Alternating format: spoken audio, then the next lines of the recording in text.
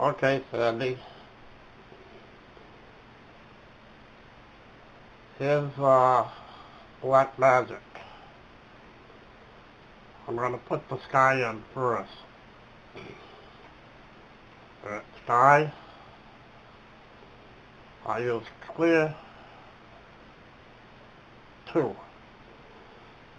Down on the left-hand side, at the bottom, you see pressure control. I usually put that at 2. Then I come up here to the sky and I start coloring it in.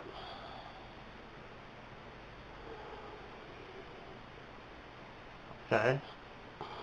I'm not going to do the whole thing, but just to give you an idea. Alright? Now, what I normally do when I get the whole sky in, I'll save it. And I always save it as a JPEG. That way there, when I put a different color in, it won't run into it. It'll be by itself. Now I'm going to put the trees in. Now to help me out over here, up on the left-hand side, way at the top, there's an arrow next to the white thing that looks like an eraser. I click on that, and I come over here to the tree, and I draw a square, like this. Okay? Now in the middle of the screen, down at the bottom, you'll see zoom. Put that at 2, and hit zoom.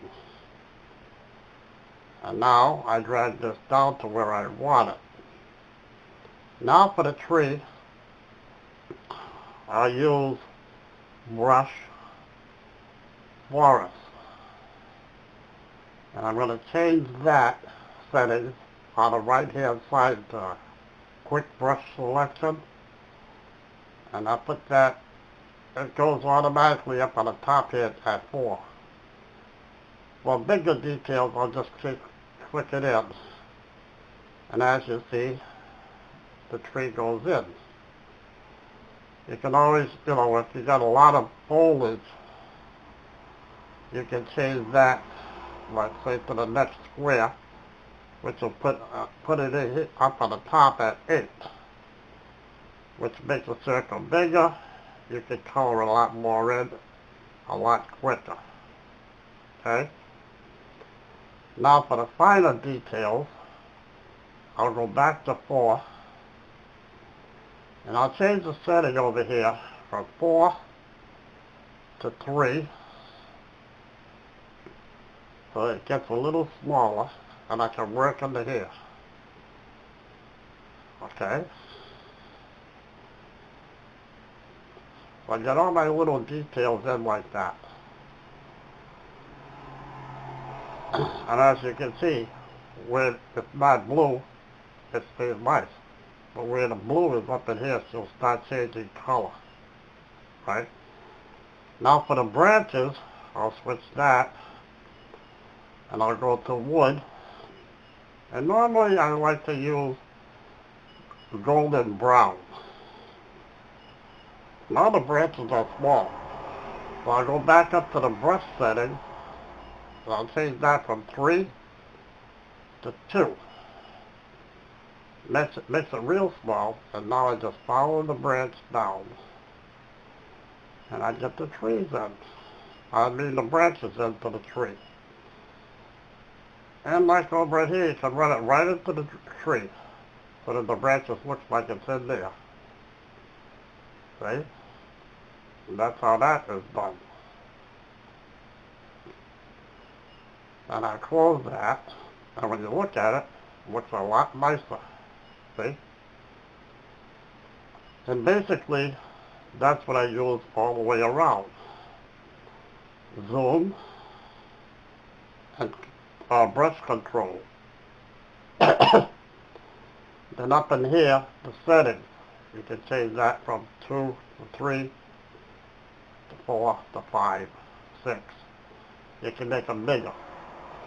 But whichever brush settings you use on this side, brush selector, you have the same option of changing it from 14, down to what you want. So the bigger the brush, let's say for example, this house. I want to change that to wood, and let's say I want to go to dark brown. I'll click on the third one, because I'm at a distance, and it says 14. So I just come right across, and I get the house in there. Come down, square it across, and go so far. Now when I get into this area, and then this area, I'll change it back to the smallest one. And I'll come in here, and I'll take care of this one, like so. Come across the top, like so.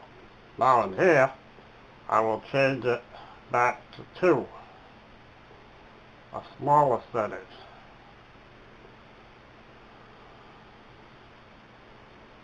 And if you're working on real tight corners and you want to get in there real good, there again, I click on the arrow, come across it like this, zoom in,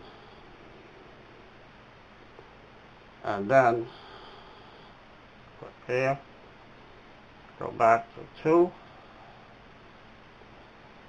and I can come right in here, just nice and easy. And that's how I would do it. Now you have the other option. Without using the square to get everything in, put it on 2, not on the zoom, and hit zoom. Say OK, and now you got a bigger picture. Drag it over the way, but leave this here open, leave this here open, and you can get back in here again and do some more work at 2. So you don't have to use a smaller square if you don't want to. You can zoom in the whole picture, and you can drag it back and forth the way you want, up and down. See? Just come right straight down. But over here I have to go bigger, so probably 3.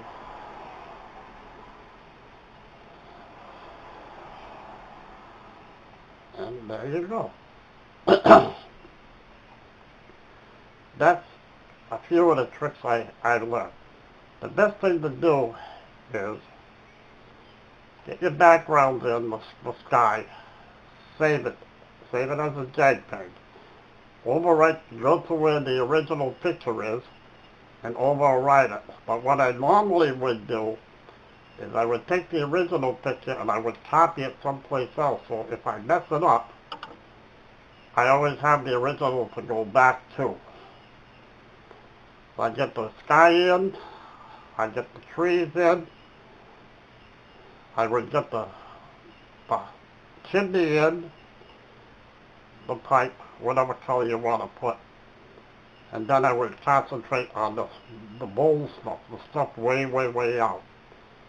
And something like, in this case here, this sign, I could keep it big. I could click on this,